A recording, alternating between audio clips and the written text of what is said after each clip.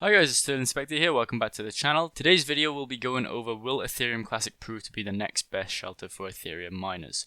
So obviously there's been a lot of talk in the mining space over which coins are going to be split onto what networks when the Ethereum merge comes in. And obviously Ethereum Classic is proven to be one of the top ones that people are switching over right now. The last Bellatrix update was pushed earlier this week as the Ethereum merge approached. Miners have begun to explore for alternatives as much as anticipated update would eliminate the Ethereum mining community. The entire hash rate of Ethereum Classic, which is proof of work consensus process, has suddenly increased. Ethereum Classic's hash rate climbed more than 50% in only 1 month. As the merge approaches, it implies that new miners are joining the ecosystem. There are two types of miners, those who desire a hard fork that will result in Ethereum's power alternative, and those who do not. The other sect is okay with the current alternative, which is Ethereum Classic. The hash rate data shows that Ethereum Classic is becoming more popular within the miner community. Ethereum Classic is now ranked 4th in the world in terms of market cap among major proof of work coins. In terms of trading volume, Ethereum Classic comes in 3rd place. The merge is likely to modify these values as additional miners join the Ethereum Classic network. So obviously being the 4th highest market cap proof of work coin is a very big thing for this coin. Obviously Ethereum is miles ahead of it in market cap, but still being the 4th one up there, I think in front of it is something like Monero, I believe. So being the 4th and the 3rd place when it comes to actual trading volume of proof of work coins is a good thing. As the overall hash rate increased, so did the price of Ethereum Classic, which eclipsed other cryptocurrencies last month. The price of Ethereum Classic rose from $14 in mid-July to $44 on August 13th, the highest so far this year. So yeah, we did see about a month ago that this price increase, and this is probably what attracted people to the network. I'm not really sure what happens. I think the hash rate follows the price, or the price follows the hash rate. I'm not sure which one is the actual indicator for each other, but there's definitely a correlation between the two. The primary worries at the moment are the rising global power costs and the diminishing mining profitability of Ethereum. The miners, on the other hand, benefited from these circumstances, as well as ever-increasing prices of Ethereum Classic. Many miners are still unwilling to join the Ethereum Classic ecosystem because they support a hard split to develop a POW alternative to Ethereum merge. The Ethereum W community has also developed Iceberg, the first testnet. So we had this Ethereum POW coin that is actually coming in around 2 weeks, I believe, as soon as the merge comes in. So this coin's going to be a proof of work Ethereum fork, just going to be exactly the same. And obviously the Ethereum W community, that's what it's called, has been developing this Iceberg as their first testnet. So they're obviously serious about actually doing this coin, and a lot of exchanges have said that they will list it if it meets certain requirements, which basically means they will list it if there's a lot of trading on the actual network. In my personal opinion though, I don't think we're going to see this Ethereum Power coin actually take off, just because there's no real reason for it.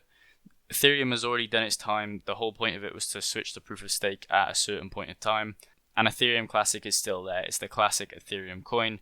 That's the whole point of it. There can't be 3 Ethereum coins because one of them will just be a copy of the other. With this new step, Ethereum W has invited miners, exchanges, and others to provide their support and join the community. More information about the ETHW community state will be available in the following weeks. So you can get involved in this if you're a miner, and you can pre-mine this Ethereum if you really want, if you're really in with the Ethereum W community. After the merger, would Ethereum miners switch to Ethereum Classic? A few alternatives.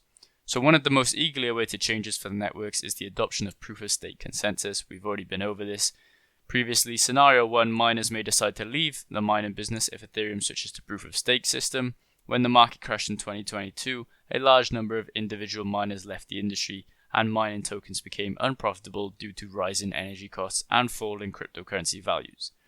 The majority of miners employ costly equipment that will be obsolete if Ethereum switches to proof of stake.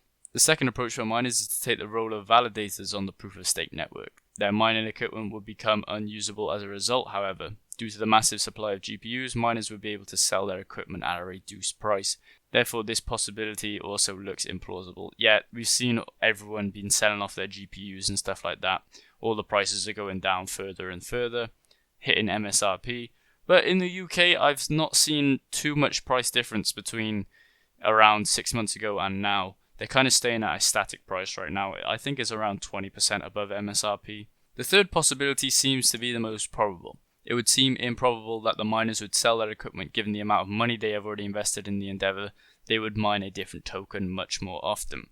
While some miners want to hard fork Ethereum, we just went over this, Mstari stats show that Ethereum Classic hash rate reached a record high on Tuesday.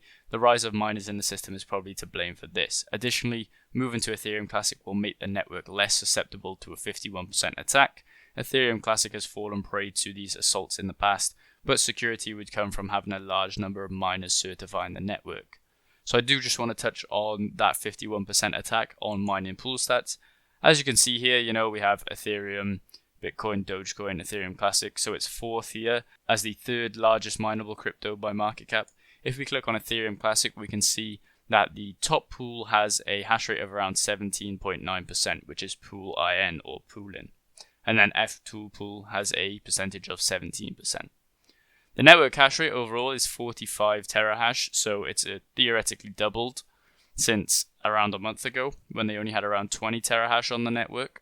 And one of the main reasons that I think that we would see this switch over to Ethereum Classic is kind of this article that Ethereum is as centralized as Google or Facebook. I'm not going to go over the whole article because I want to get into some other stuff, but this article will be linked in the description, and it just goes over how Ethereum is as centralized as Google when it moves to proof of stake.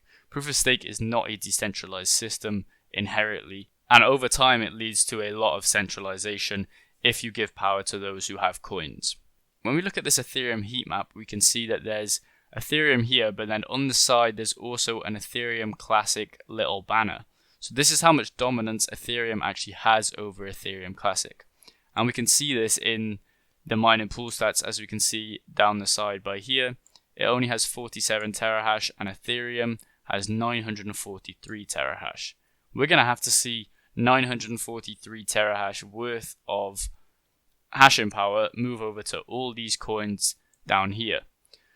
But which ones will be taking up that most hashing power? It'll probably be Ethereum Classic. I think Ethereum Classic can take maybe 100 more terahash before it actually becomes unprofitable. Just because right now the price is good. Obviously if the prices increase, then we can have a more profitable Ethereum Classic.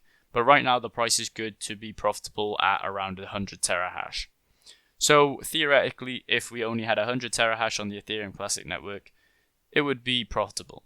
But with other networks like Ravencoin, Cardano or Flux, we wouldn't really see that much profitability. It'd definitely be in the negative for all of these coins just because they can't support that amount of terahash or that amount of souls. Overall, I think Ethereum Classic will be the move for the next couple of months, but we could see maybe a coin like Flux, if they have a major price increase, could start taking up and being the most profitable. But we'll just have to let time run its course and see which one's the most profitable. If you guys did enjoy this video, please like and subscribe to the channel. I'll leave links to all these articles in the description below. Don't forget to join the Discord for weekly crypto mining and crypto investing updates.